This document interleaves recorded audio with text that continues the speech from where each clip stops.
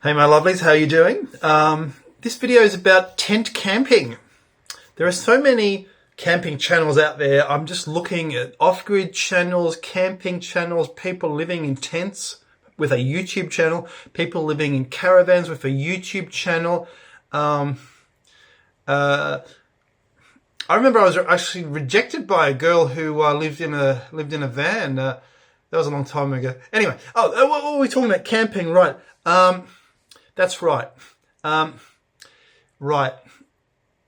One thing that you need to take, they don't mention, a woolen blanket. A woolen blanket, guys. Here's the thing. Many national parks are in areas which are alpine regions because they're not city regions, because they're inaccessible. They're forested regions. And people go camping there. And the reason they're forested is they're on hills. Hills attract forests. Plains, often there's no trees on them, or very few trees on them, whether it's due to ancient civilizations having cleared it. For example, around Melbourne, the plains to the west, they were already cleared when Europeans got here, as if there had been some civilization, and there were Stonehenges there. Which had farmed the area in previous eras. They were already cleared, ready for the sheep. But when you go up a mountain, it's very different. You can camp at sea level. It's going to be a mild night. You go up in elevation, you are not going to be able to sleep. When me and my bro were in Tassie in the central region, it's got weather similar to Alaska, went down to -13, that's I think 8 Fahrenheit. It was freezing, guys.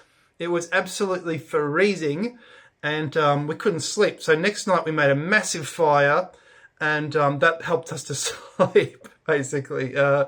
So, the fire is to help you sleep when you're camping. And of course, camping is absolutely amazing. Always love the outdoors, love camping. I think many Europeans really more than many others really love camping and love the outdoors and all that.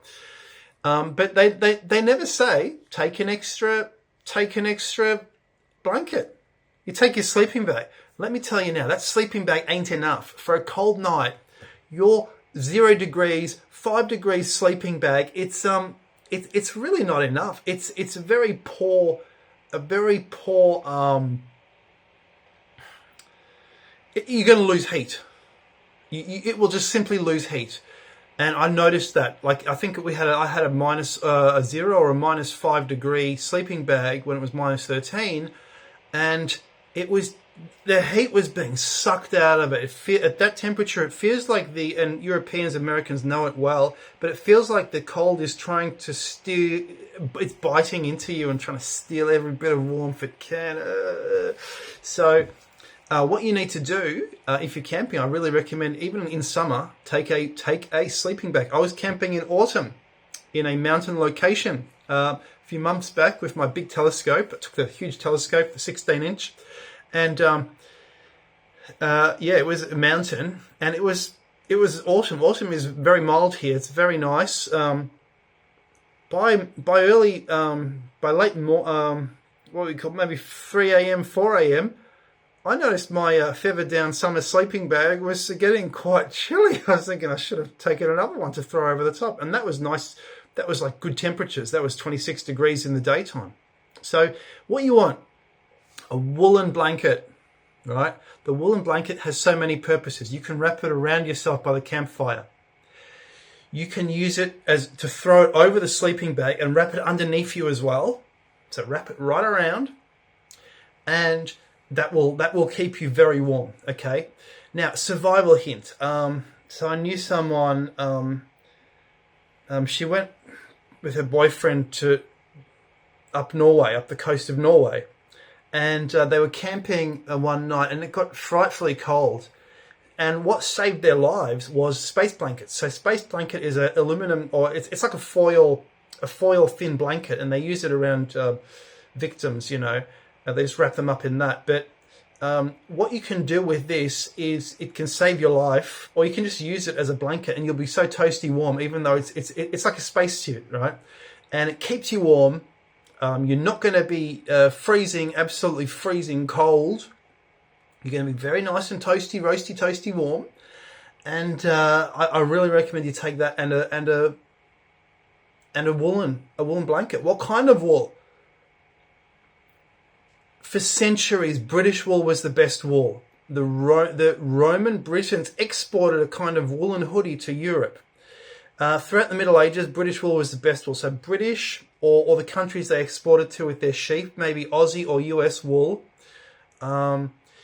European wool, I'm not so sure, because those Germans, they had their wool in Russia in the war, and they absolutely froze to death. I think each soldier just had a woolen tunic, and then on top of that, a woolen blanket, and meanwhile the Russians had a type of puffer jacket that they invented. So they were laughing when it was winter. It was cold as well, but not like for the other side. Yeah. So guys, this is what they're not saying. Now, Melbourne people especially need to know this. Whenever you leave Melbourne, we're close to sea level, but wherever you go to the north, wherever you go to the east, you're in the mountains. There's a big mountain range there separating us from the deserts in the centre, and you're going to get cold. Once I went with some friends, some uni friends. I organised a trip. Never organise a camping trip for people. They're lazy. They don't know what to take. One of them just took a water bottle. You can't take a water bottle camping. You need to take lots of water. You don't know if there's going to be water or not where you're going. Another one didn't take a sleeping bag,